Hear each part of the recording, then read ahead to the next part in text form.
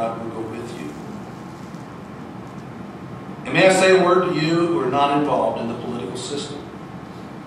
Some of you here tonight are committed Christians or people of faith who know that politics can be brutal and get corrupt. And many of you are hesitant to get involved. You know that their only hope is God, but you forget that God works through people. King David, Daniel, Nehemiah, Josiah, Joseph, all great names of the Old Testament, but they were, in a sense, involved in the political process of their day.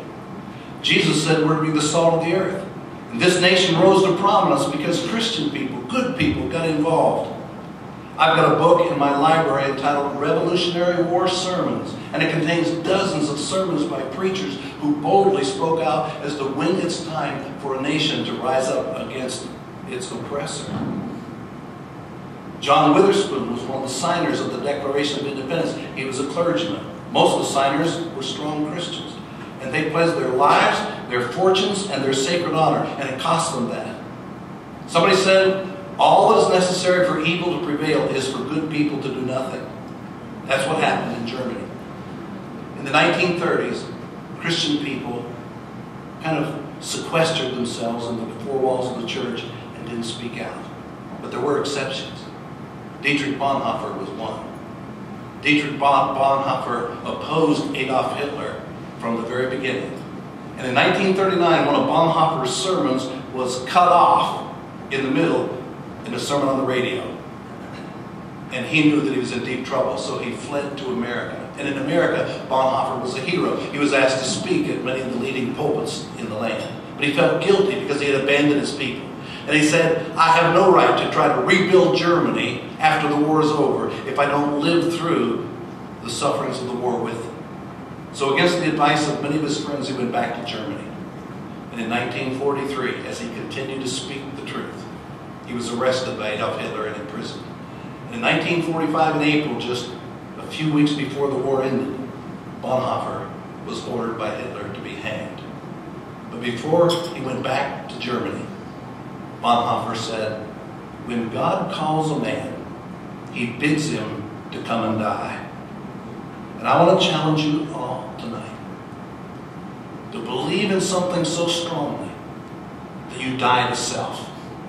That like our forefathers who said, we pledge our lives, our fortunes, and our sacred honor. You will be strong and courageous and know that the Lord your God goes with you. On November 20th, 2009, the Manhattan Declaration was released for public endorsement. It was called A Call to Conscience, written primarily by former Nixon aide Charles Colson, also Princeton President Robert George, Stanford University President Tim George. And it calls God's people to boldly champion the sanctity of life, traditional marriage, and religious liberty.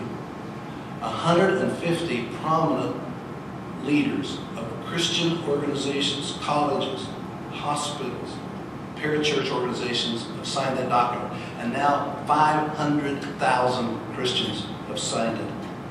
And I want to read you the final paragraph because it draws a line in the sand.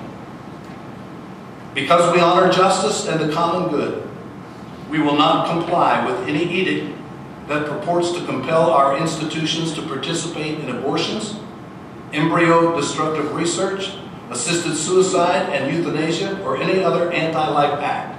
Nor will we bend to any rule purporting to force us to bless immoral sexual partnerships, treat them as marriages or the equivalent, or refrain from proclaiming the truth as we know it about morality and immorality and marriage in the family. We will fully and ungrudgingly render to Caesar what is Caesar's, but under no circumstance will we render to Caesar what is God's. Now that is a strong statement, and it definitely draws a line in the sand in this ever-intensifying cultural war. But it serves notice to the left-leaning government that committed Christians will practice civil disobedience rather than violate their conscience in spiritual matters. And we desperately need a party that will stand for what is right, regardless, so that that kind of internal civil war will never materialize. Recent elections indicate the circumstances are ripe for one more chance.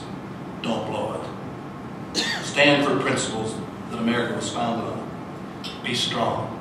Be courageous. And the Lord your God will go with you. And maybe the words that Abraham Lincoln spoke will be true. This nation that was conceived in liberty will long endure. And maybe the words of the pledge will again be true. This is one nation, under God, indivisible, with liberty and justice